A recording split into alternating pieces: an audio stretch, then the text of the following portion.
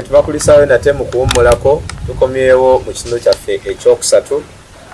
Twakomekeza ekitundu ekyokubiri nga abasumba bombi bagezezaako okutotola kiki ekigambo okukkiriza kye kitegeeza, era nga omusumba Hope Mbule Richard yasembeyo okwogera atwadde ekyawandiikibwa okuva mu Makko essula ya 9 okuva ku lunyiriri olw'14 paka wansi awo nga ku lw'25.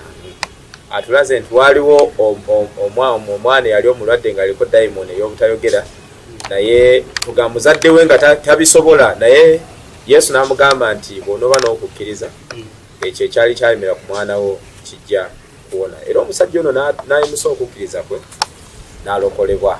Ekyali kyagaanirawo ne kivaawo. Kakati mu kanyomeka nakookusatu tugendeera kuddamu okulambulula ensonga y'okukkiriza eno, era nga muzikirize nate nzireyo ew'omusumba David Walugembe taata. Nsaba oyongere okulambulula ekigambo kino okukkiriza abatulaba yonna gye bali beyongere okukimanyi. Sebo mutesitesi waffe neyanza nnyo neyanzeege. Yes, sir.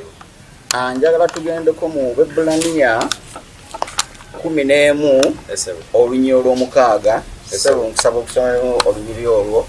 Abebulaniya essula ya 11 n'olunyiriri olw'omukaaga lugamba nti era awataba kukkiriza tekiyinzika kusiimibwa, kubanga ajja eri Katonda kimugwanira okukkiriza nga Katonda waali era nga ye mugabi w'empeera eri abo abamunoonya. Kati ekigambo kino musumba yayogedde bulungi, alina ekigambo kyagambye nti okukkiriza ye transport ereeta Katonda mu bulamu bwaffe ne tumukozesa. Lwe tuba tutabala kukkiriza tusibira Katonda n'amaanyi ge n'obusobozi bwe, ate nga Katonda ayagala tukolera ebinene bye tutalabangako bye tutawulirangako, Katonda ayagala bitukolere. Naye bwe tutakkiriza kitegeeza nti tusibiddeyo Katonda, kubanga ffe bwe tukkiriza Katonda kyekituteetera Katonda okujja gye tuli n'akola eby'amaanyi. Era ekyawandiikibwa kigambe tekisoboka kusiimibwa awatali kukkiriza. Kati Katonda atulabanga bwe tutataba kukkiriza tuli useless, tetupananalinze, tetukwataganye naye okukola awamu naye, n'amaanyi ge tugaleetedde obutakola. So bwe tuba n'okukkiriza tusiimibwa ne Katonda kuba tuba tukwatagana naye era tuba tukolagana wamu naye, n'ayolesa obwa Katonda muffe naye nga tuyita mu kukkiriza. So tekisobola kusiimibwa awatali kukkiriza taata. Weewaawo sebo. Twayinza tuyanzeege omusumba David Walugembe ate nga ye director wa Kiki Parents Primary School, ekifo we tuli saawa zino era we twogerera. Ayogedde ebigambo abadde mulambulukufu bulungi nnyo, era kyensuubira nti gwe wenna ali eyo atulaba ebigambo bino ebyogerwa olina bingi nnyo ebyokuyiga byofunamu. Kkiriza Katonda, agambye mbu Katonda abeerawo ng'akulinze naye ng'alinze transport amutuusa gy'okola ki gy'oli. Oba okitegedde, tayagala ssente zo oba kintu kyonna, naye ayagala transport we wakumukkiriza. Bw'onokkiriza nti Katonda ayinza byonna kijja kusoboka ekyo gwe kyotayinza. Musikirize era nzire ku sayidi yange eya kkono omusumba Hope Mbule Richard gy'atudde ayongere naye okulambulula ebigambo bino eby'okukkiriza tulabe. Mukama yeebazibwe. Amiina sebo. Twebaza Katonda olw'okuyiga kwe tutuuseemu okukkiriza transport ddala aleeta Katonda okukolera oba okuyinza ebitayinzika. Naliko ku mukono gw'okwanjula kakati ng'abyuma nga basinga senga ne bamugamba yinga ate togenda n'agamba ate transport mulabako. Weewaawo. Kati n'agenda senga n'akoma ate n'ayanguwa okukomawo nga taleese mugole. N'agamba mwampadde transport mutono sisobodde kutuuka. Weewaawo. So okukkiriza okutuufu ko aba transport aweze aleeta Katonda gye tuli n'ayinza ebitayinzika. Basomako nno mu Makko 11:24. Sooka osome tulabe. Makko 11:24 Makko 11 olunyiriri lwa 24 n'olwa 25. Mark chapter 11 verse 24. Bible egamba nti kyenva mbagamba nti ebigambo byonna bye musaba n'okwegayirira mukkirize nga mubiweereddwa era muli bifuna. Kama yebazibwe. Yesu yayogera nti ebigambo byonna bye musaba n'okwegayirira mukkirize nga mubiweereddwa era mubifuna. Kitegeeza akatiza ensonga eno ey'okukkiriza nti bw'otakkiriza tofuna, naye bw'okkiriza nti obiweereddwa oba shuwa oba oba mukakafu nti ebintu bino ngenda kubifuna. Okukkiriza bukakafu bwennyini obukakasa okufuna ekyo ekiva eri Mukama. Ng'ajja ng'akola ebitayinzika ebintu byonna nga bitambula bulungi. N'ekyo twebaza Katonda olw'ebigambo bino by'okukkiriza kubanga tulabidde ddala ekiyinza okutuyamba Katonda okuyinza ebitayinzika byonna. Ssebo bwentulungambi kale tuyinza tweyanzeege abasumba ababiri b'enkyaziza leero. Ensonga z'okukkiriza zino ziyinza obutaggwa. Bwe tusalawo okutagula Bayibuli eno okunoonya buli awali okukkiriza tuyita okuvaawo ku Sande ya wiiki ejja.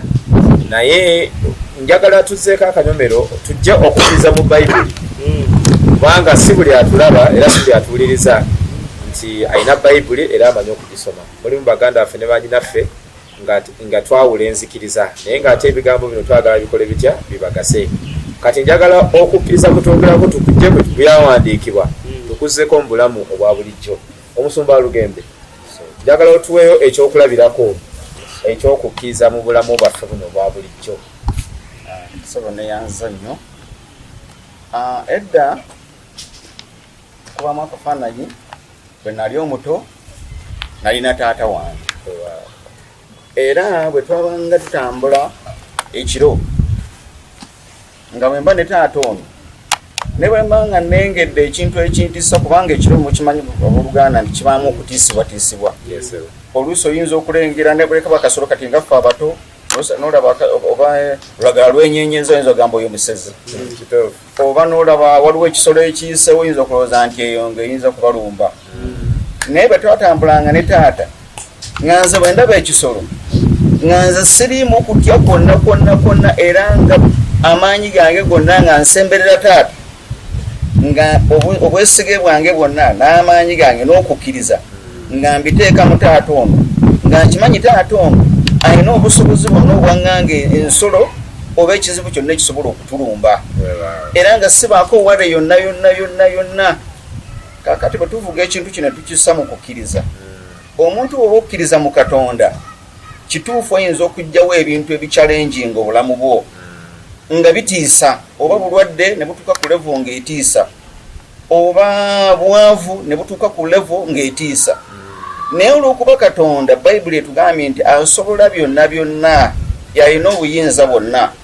Kati embeera eno bwerabika ng'erinnya enkandaggu bwe laga Katonda nti weesiza ye sembera gy'ali musemu obwesige bwe bwonna omulage nti yateeka okulwanirira era bw'onookikola bw'otyo ojja kuba ng'okkiriza Katonda. Olwekyo none n'okukkiriza yakussa mu bwesige mu Katonda n'omugamba gw'obisobola byonna ajja kukola byonna ebitasoboka. Tweyanzeege ekyemmanyi gwali ogamba oba puroguramu ereme kuggwa tenawa kuggwa ekyagenda mu maaso naye omusumba ayogedde bulungi. Olaba abaana abato bw'afuna ekimukanga oba ekimutiisa adduka bw'aba atambudde ne muzadde we adduka agenda eri kitaawe kubanga abeera n'obwesige mu ye nti kitaata ono gwe ntambudde naye embeera yonna eri mu maaso gange nentiisizza agisobola. Kakati abadde agezaako okunnyonnyola ekigambo kukkiriza ng'akissa mu bulamu bwaffe obwa bulijjo. So kyensuubira nti gwe awuliriza era atulaba ebigambo ebyo obitegedde bulungi. Omusumba Nvule, Sebo nja kusaba naawe ose okukkiriza mu bulamu bwaffe buno obwa bulijjo. Mukama yeebazibwe. Kakati omusumba ye yatambulangako nnyo ne taata we. Nze nga gye nakulire wa jjajja. Si bajjajja nga bakadde. Sakkirizanga nnyo nti basobola. Emu twali mufumbira ekiro wabonye kitukanga tulina ejjajja omukazi ffe twaddukanga yatambula butambuzi kati ngasobola mukkiririza muti asobola okuntaasa naye nga tulinawo babantege abubuka bya myaka nga 2 nga lirina ekifuba ngera ku kyalo oko balitya babantege yakyaliyo gyonna gyali babasootola nange mutumidde kati babantege oyo twali tukima amata omusajja omunyarwanda gamuyita muhiiza erinyo liwulidde bulungi akyaliyo muhiiza yafadda mukama amutuwere ekiwulo ekyebirembe n'ekitangala ekyobula kimwakire kakati muhiiza bwe twagenda ngokima amata ng'obwana bututeega mu kkubo twagakimanga 2 ez'ekiro nga butukigomya ne tugamba babantege busawa obwana bututawaanya butukuba nga tukkiriza nti babantege alina amaanyi gonna era lumu twali twambuka nga babantege agenda nga enjagezi bwe bawulira eddoboozi nabo nga bakkiriza nti babantege tebamusobola kati naffe twalina okukkiriza mu baabo oyo nekituyambanga era bamanyanga nti tuli naye ne twalinga tetutambudde naye nga batya kubanga nabo bafunanga okukkiriza nti baba n'entege ajja kubakuba so naye mu bulamu bwa bulijjo ekyokulabirako ekyokulabiro kya babantege ndowooza mukiwulidde babantege yalinga kiddukiro nga omusumba bw'abanga alina kyatya kyonna nga batambudde bw'abeera ne babantege ng'okukkiriza konna kubeera mwoyo yaba alowooza nti ajja tuuka bulungi gyaba agenda. Tuyanze gwe mukadde wange weebale nnyo naawe kussa kukkiriza mu bulamu bwaffe buno obwa bulijjo. Kyemmanyi ebigambo bimwogedde tebitulese kyekimu. Nze kennyini atudde nammwe mpulira nina bingi byenjize njizemu nnyo kali aka transport era siyinza keerabira kugamba Katonda abeerawo ng'akulinze oba ng'atulinze naye ng'alinze transport. So kakati okukkiriza ebigambo by'okukkiriza byebyo tubadde tutunulira okukkiriza nga empaji Mukama kwasinziira okubanga asobola okuyinza gwe byotayinza. Tutandikidde mu Bayibuli ne tukomekereza nga tukitadde ate ne mu bulamu bwaffe obwa bulijjo. Nsaba tuwummulemu katono nnyo nawe tukomawo tujja kudda mu kitundu kyaffe ekisemberayo ddala naye nga mwebale kutulaba twongere okubagamba mubeereko temuvaawo.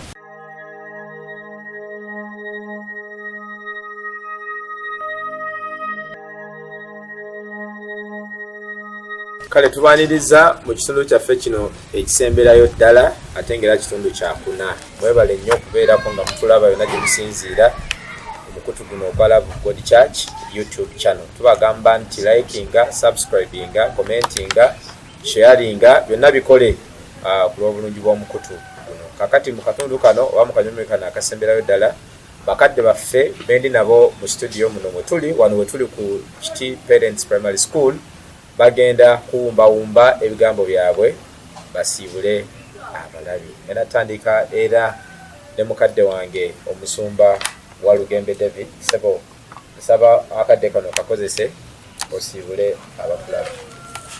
Saba neyanza nnyo neyanzege nate era nyongera okwebaza omukisa guno ogw'okwogerako eri abantu baffe ababeera ku mukutu guno.